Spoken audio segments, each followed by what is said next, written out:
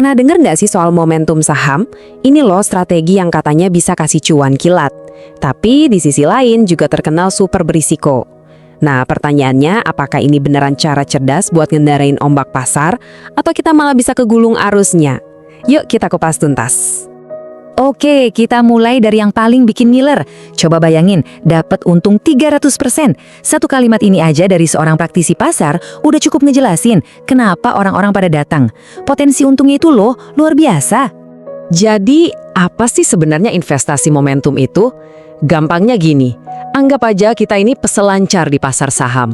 Kita nggak nebak-nebak kapan ombak gede bakal datang. Nggak, kita cari ombak yang udah kelihatan. Saham yang harganya udah mulai naik kenceng, terus kita naikin ombak itu selama mungkin. Simpel kan idenya? Yang lagi naik ya bakal terus naik. Janji cuan gede ini bukan cuma omong kosong loh, ada bukti nyatanya. Yuk kita lihat langsung gimana para praktisi di pasar bisa mengubah tren harga jadi untung yang ya fantastis. Ini nih, beberapa contoh dari trader bernama Agas. Saham MAPA, naiknya 300%. Terus ada GJTL, untung 100% cuma dalam 2 bulan. Yang lebih gila lagi, IRA, naik 55% cuma dalam 2 hari. Angka-angka kayak gini nih, yang bikin strategi momentum jadi menarik banget. Cepet banget soalnya. Ya, tapi buat nangkep ombak kayak gitu, jelas butuh alat yang pas kan? Trader momentum itu punya semacam radar khusus buat ngebaca denyut pasar. Penasaran nggak apa aja alatnya? Yuk, kita intip satu-satu. Yang paling dasar, namanya Moving Average atau MA. Anggap aja ini penghalus grafik harga yang naik turunnya bikin pusing. MA ini ngebantu kita ngelihat arah tren yang sebenarnya, lagi ke atas atau ke bawah. Simpelnya, kalau harga konsisten ada di atas garis MA, itu sinyal tren naiknya lagi kuat. Terus ada RSI. Nah, kalau ini ibaratnya speedometer buat harga saham. RSI ngukur seberapa kenceng harga naik atau turun.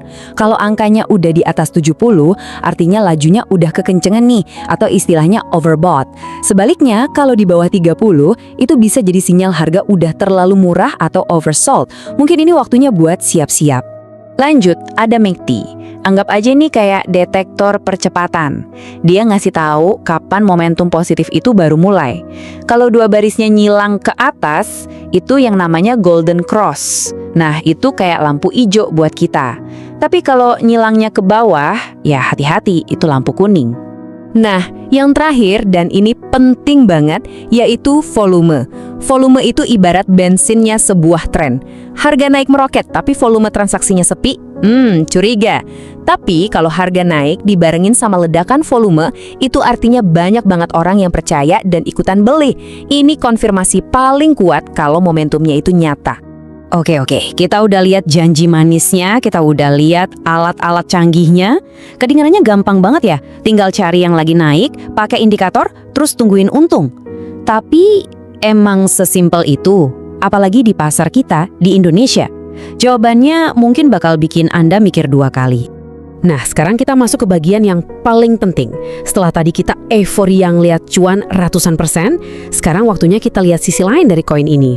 Ada sebuah riset akademis yang ngasih peringatan keras buat para pemburu momentum di Bursa Efek Indonesia. Dan inilah tamparan kerasnya.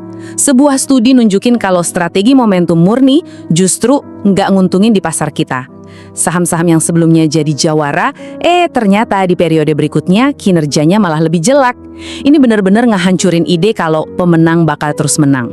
Terus kok bisa gagal? Seringnya musuh terbesar kita itu ya diri kita sendiri. Pernah nggak ngerasa, wah saham ini terbang, gue harus ikut? Nah, itu FOMO. Atau pas lagi untung gede, rasanya jadi nggak terkalahkan. Itu euforia. Terus giliran pasar berbalik arah, langsung panik jual rugi. Emosi-emosi ini nih yang bisa ngerusak strategi sebagus apapun. Jadi gimana dong?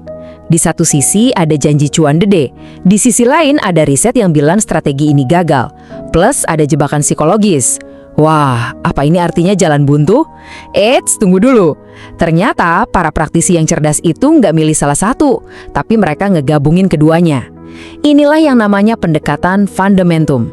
Kuncinya ada di sini. Fundamentum itu soal sinergi.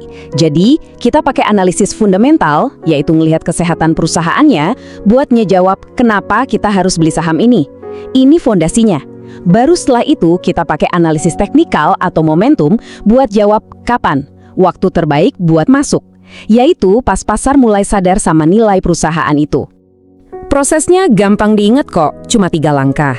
Pertama, filter dulu fundamentalnya, cari perusahaan yang juara. Kedua, sabar, tunggu sinyal teknikalnya muncul, tunggu lampu hijau dari pasar. Ketiga, dan ini yang paling penting, kelola risikonya dengan disiplin. Siapin jaring pengaman sebelum mulai. Nah, buat langkah pertama tadi, kita bisa pakai checklist yang spesifik. Misalnya, cari yang Petroski F-score-nya di atas 4, ini buat mastiin keuangannya lagi membaik. Terus, cari yang pertumbuhan labanya di atas 50%, biar kita dapat perusahaan yang lagi ngebut. Dan terakhir, ROIC di atas 8%, buat jaminan perusahaan itu emang jago nyetak duit. Kalau udah nemu perusahaan bagus yang lolos checklist fundamental tadi, baru deh kita tunggu pemicu teknikalnya. Kita mau lihat harganya udah ada di atas moving average 50 dan 100, kita tunggu sinyal MACD kali Golden Cross muncul, dan pastinya kita mau lihat semua itu didukung sama volume yang meningkat sebagai bukti kalau pasar juga setuju sama kita.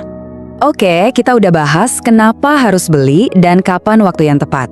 Tapi ada satu elemen terakhir yang jadi pembeda antara trader yang sukses sama yang gagal.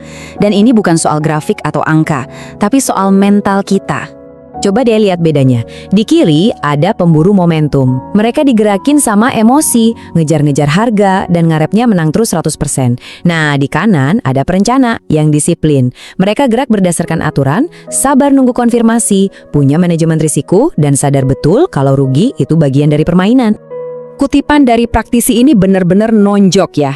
Win rate 40-60% aja itu udah dianggap bagus. Ini ngancurin mitos kalau trader hebat itu harus selalu benar. Kuncinya itu bukan soal menang terus, tapi gimana caranya pas kita menang, untungnya jauh lebih gede daripada pas kita rugi. Dan itu cuma bisa dicapai dengan disiplin. Pada akhirnya, momentum itu cuma alat yang sangat kuat, tapi hasilnya tergantung siapa yang megang. Jadi pertanyaannya bukan lagi momentum itu bagus atau jelek, tapi pertanyaannya buat diri kita masing-masing, setelah tahu semua ini, kita mau jadi seorang pemburu yang reaktif atau seorang perencana yang strategis. Pilihannya ada di tangan Anda.